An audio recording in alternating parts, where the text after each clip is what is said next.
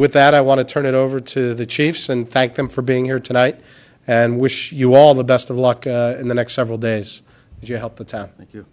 Mr. Chair, thank you. We're pleased to be here tonight, and I thank you for giving our emergency management leaders here a chance to speak to the community.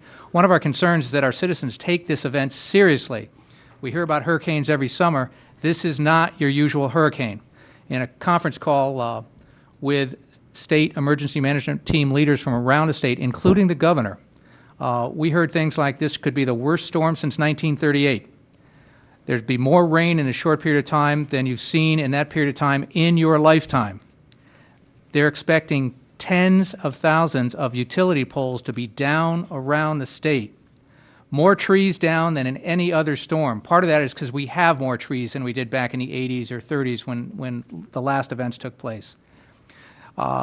State leaders are asking us to be prepared for power loss from multiple days to multiple weeks around the state. The Merritt Parkway is going to be shut down along with the Wilbur Cross Highway.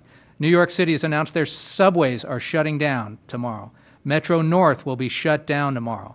Connecticut has declared a state of emergency. This is not your typical storm.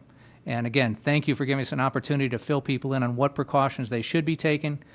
We did declare a state of emergency in Fairfield a few hours ago, and we need people to take that seriously. With that, I'm going to turn it over to Chief Fellner to kick things off. Thank you. Okay, thank you for having us here, and we'll give you a brief outline of what's going on.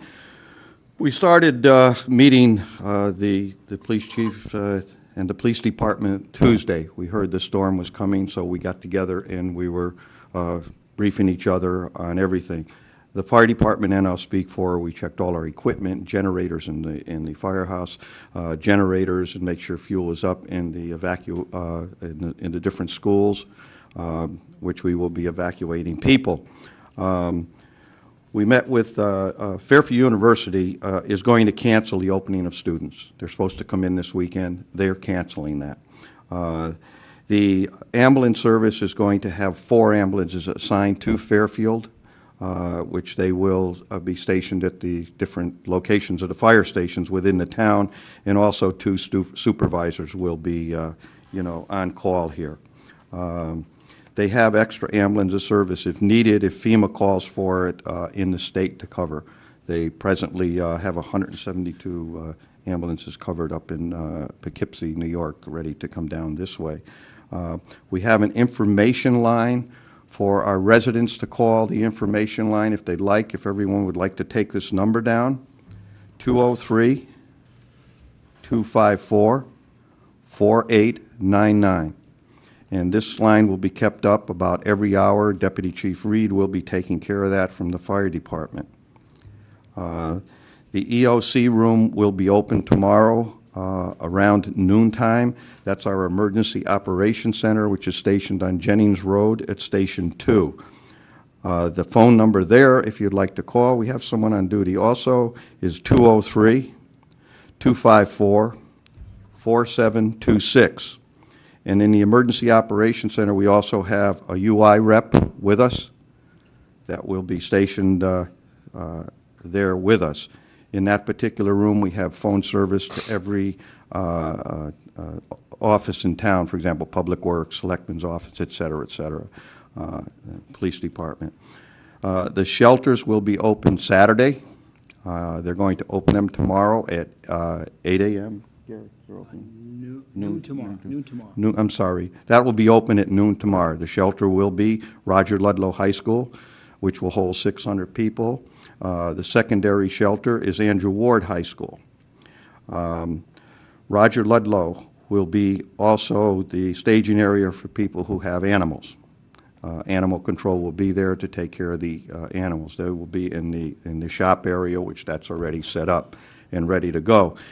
Deputy Chief Reed was at Roger Ludlow High School early this morning to make sure the generators and we were all set. Standing right in front of my camera. Okay. To make sure the generators and everything were working at the high school in case if electricity goes out. The Red Cross has been notified. The CERT team has been notified, and they will man the shelters. The Red Cross will, you know, feed, and we have cots going up there. We have about 150 cots going.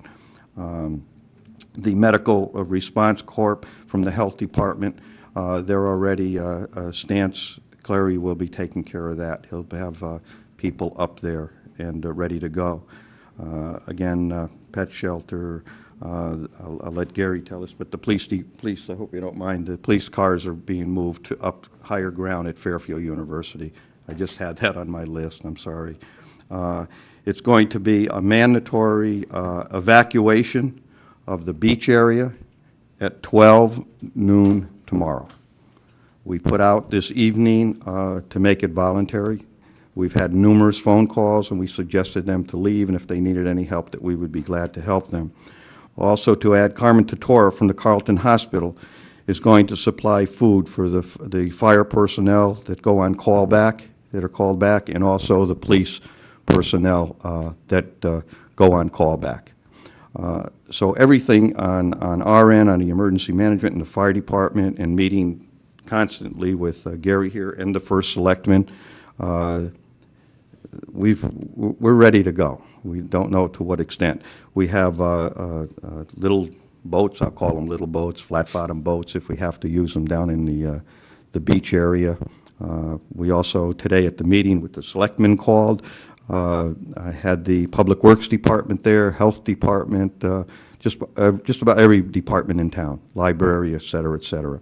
So on our end, the fire end, again, we started Tuesday, we went into Wednesday and had meetings Thursday and Friday, and we've constantly kept in touch with the state of Connecticut, and also Bob Kenny from Region 1 for the state takes care of that, and he wants us to keep records of everything we do, because the selectmen declared an emergency, and a lot of this we hope, and I believe we will, get reimbursed for.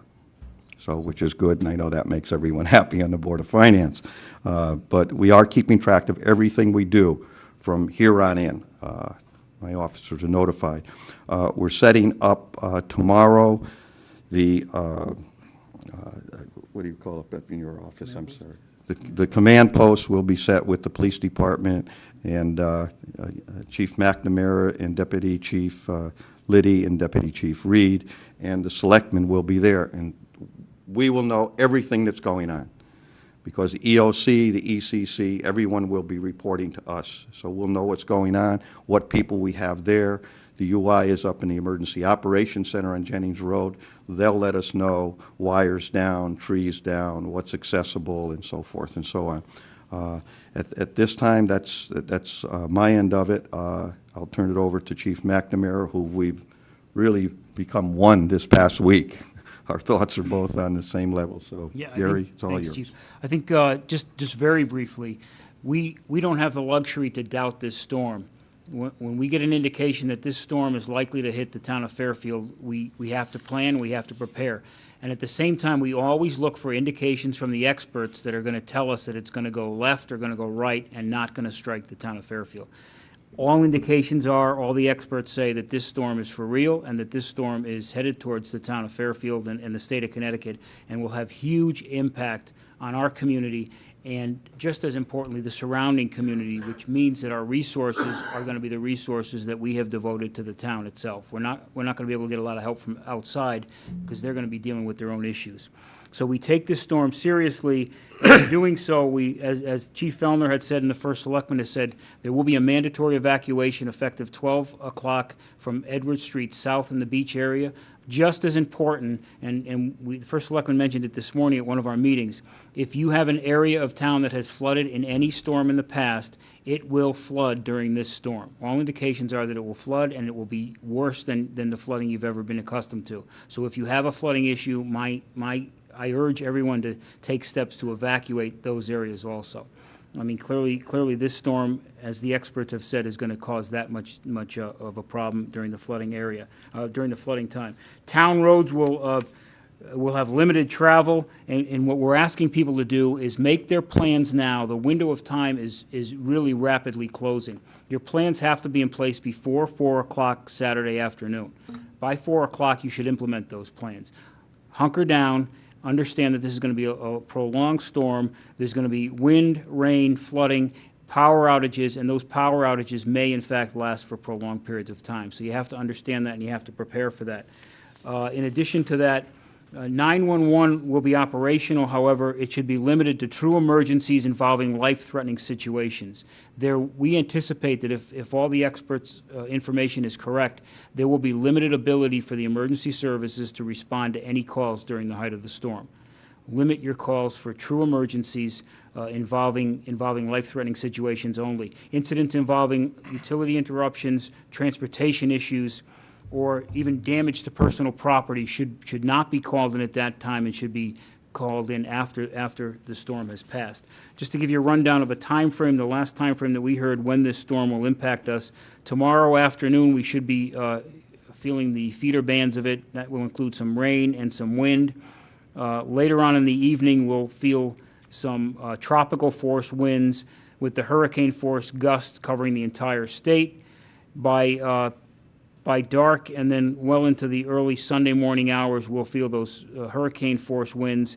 And indications are, the latest we've heard, now this is unpredictable and certainly can change, but we want to understand with the information that we're utilizing, is that around 10 a.m., that Category 1 hurricane will impact or hit the state of Connecticut, causing 6 to 8 foot moderate waves in Long Island Sound, rain predictions in the 7 to 9 inch in this short period of time, and will likely leave the state of Connecticut sometime in the afternoon on Sunday. Again, we can only go on the information we're receiving from the experts, and the experts are indicating that this storm will impact the state, and we're preparing. And the point of us being here today is to remind everybody that they play just as an important role in crisis prevention and emergency prevention as we do. We're doing our part, and we just hope that the community does their part. The high tides, too, maybe you want to tell them? Yeah, in addition to that, the high tides at 11 p.m. on Saturday evening and 11 a.m. again on Sunday evening are the high tides. Those high tides are the highest tides of the year due to the full moon and whatnot. So we're getting this storm at a time when the tide is already going to be high. So clearly all the cards are stacked against us. The only thing we have going for us is good preparation, good planning, and good carrying out of the plans that we've made. Chief, is there anything people should do about their cars and where they park them and the roads and things of that sort? Any recommendations? Yeah, I think that if you live in a flooded area, or specifically if we deal with the Fairfield Beach Road area, history in 1992 indicated that the water's going to reach Veterans Park. So what we're advising people to do is really take your cars out of any area that's flooded. Now, where that area is, only they will know. But if it's flooded in the past, they should really take them to, the railroad station or some parts north of Black Rock Turnpike. Thanks. Any other questions? Mr. Brockfield. Yeah, thanks, Mr. Flynn. Thanks for coming out. This is terrific, and thanks to Mr. Flynn's for the idea. I think it's a great idea, actually, and very impressive, everything you've talked about, your preparation. My only question is along those lines. Are you guys giving homeowners advice, or is there any place they can go for advice in terms of things they should do to prepare their homes? I'm thinking off the top of my head, and I've never lived through anything like this because I lived in the city until 10 years ago, if you have outdoor furniture or stuff like that, is there advice in terms of what you should be storing inside, keeping things away from windows? And is there any place to look for that advice? Yeah. We have been doing that today. We received numerous phone calls about what to do, and it was mostly, believe it or not, the Fairfield Beach Road area. Move your furniture in, and then we announced after our meeting with the first selectman that we're having mandatory evacuation. But yes, we have been advising them. A lot of people, even from Westport, are calling about their animals. Right. And, we didn't turn them away, of course. We told them at Roger Ludlow High School, and they thought that was great, that we were doing that. But yes, we have advised them, to move their furniture in and take precautions. And, you bring up a good point. The other thing is that we did do a reverse 911. We did a limited reverse 911 to those areas that we could identify as potentially flooding. In addition to that, we did a town-wide alert, just advising people of the fact that this was going, that we believe this to be a real threat to us and that they should take precautions. And the only other thing I'll touch on is power lines. if we anticipate that there will be significant power phone lines down, and above all else, we encourage our police officers not to go near the power lines. Don't attempt to push it with a stick. Don't move them. If you see power lines down, stay away from them. I mean, they are a true threat, and wait till the expert go out to handle it. Any other questions from board members? Seeing none, gentlemen, I'd like to thank you. We'd all like to wish you, as well as your teams, the best of luck, and thank you, and stay out of harm's way yourselves the next few days. And we look forward to talking to you when this is all done. Thank you. So, thank you very much. Very much. With that, we're going to take about a 15-minute recess, and we'll be back with